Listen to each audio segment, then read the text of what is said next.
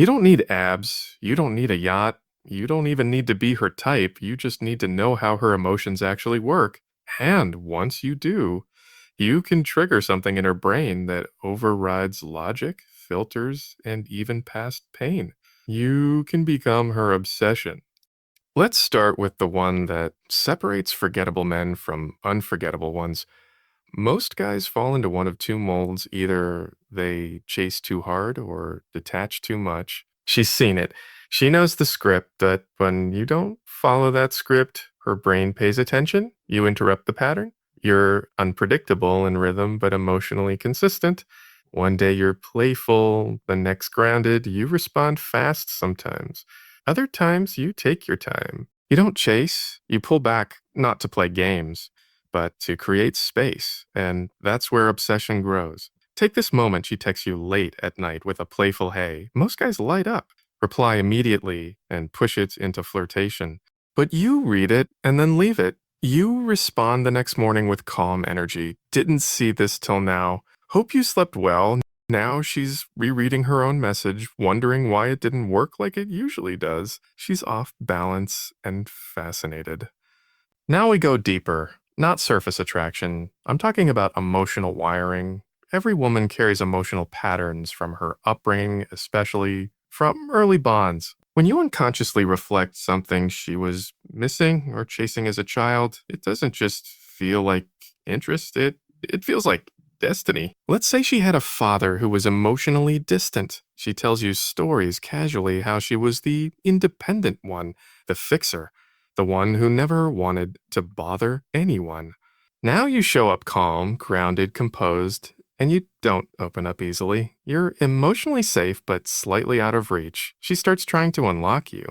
Not because of your words, but because you mirror the emotional puzzle she's been trying to solve since she was 5. Or maybe she always had to be the caretaker and you suddenly challenge her emotionally.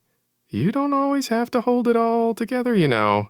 Now, without realizing why, she starts craving your approval. This isn't manipulation, it's resonance. You're not pulling her in, her own past is. Let me ask you something. Have you ever seen a woman check her phone over and over again for a guy who barely even talks? That's not charisma. That's dopamine anchoring. Her brain starts associating you with pleasure, emotional highs, and release. It's not about always being around, it's about how she feels when you are. You make her laugh when she's tense, you ground her when she's spiraling. You say fewer words, but they cut deeper. Let's say she's spiraling about work. Stress is high. She sends you a ranty voice note. You don't flutter with sympathy, you say, breathe. You've handled worse. You don't fold. Remember. Now, her relief is chemically tied to you. You're not just someone she likes talking to, you're the emotional hit her brain now craves. Here's where things get addictive and most men back out too soon. Emotional tension loops are about rhythm. You give her closeness, then you create space. You build a vibe, then let it hang. You don't fill every silence, you let her feel the pause, and that's where her mind starts spinning. Picture this. You're FaceTiming late at night. Vibe is perfect. Laughs, shared secrets, locked in eye contact. Then you say calmly, all right, sleep. I'll catch you soon. No overvalidation, no emotional wrap up. Just a clean exit. Now she's lying in bed wondering, why does that feel unfinished? What's he thinking? When is soon? That's not neglect. That's emotional momentum. You didn't say anything special, but now she can't stop thinking about what you didn't say. This is where men either overshare or hide everything. You do neither. You open up strategically, not to trauma dump, not to perform, but to show selective access. Imagine this. You're with her, walking after dinner. She asks about your past.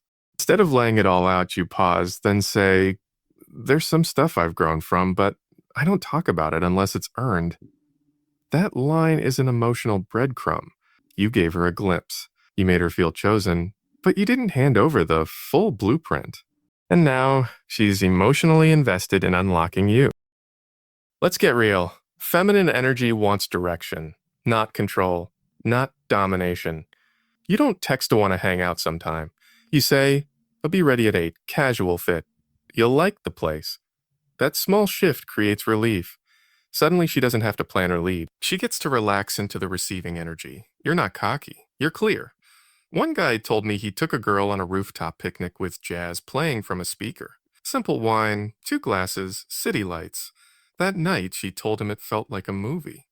It wasn't about the rooftop, it was about the leadership. Here's a little secret most men never understand. Delays create drama, and drama creates desire. You don't reply instantly. You don't say yes to every plan. You create tension with timing. She texts, so let's do something this weekend. You don't lock it in right away. You say, might have something brewing. I'll let you know by Friday. Now she's waiting, refreshing, calculating.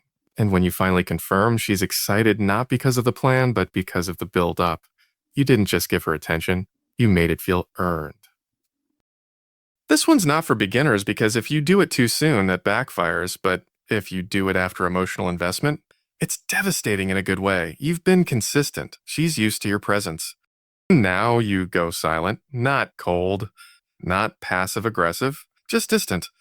A day or two, no texting, no Instagram story, just space. And her brain starts spinning. Did I say something? Or is she losing interest? Then, when you reappear casually, normally she lights up. That wasn't punishment, it was scarcity. And scarcity is obsession fuel. This is the final level, the one that stays even after you're gone. You become part of how she sees herself. You challenge her beliefs. You spark her creativity. You change how she moves through the world. She tells you she used to paint. You don't just nod. You look her in the eyes and say, then paint again. The world doesn't need more silence. It needs your chaos on canvas. And 2 weeks later, she's posted her first piece. Guess who she thinks of every time she picks up a brush? You didn't just impact her weekend. You impacted her identity. You didn't just attract her. You rewrote her self-concept. Look, this isn't about tricking women. It's not about pretending to be someone else. It's about understanding how feminine psychology works and mastering the emotional patterns most men never even see. You don't need to chase. You don't need to impress. You just need to know how to move. If this hit you different, subscribe. We don't do tips. We do transformation.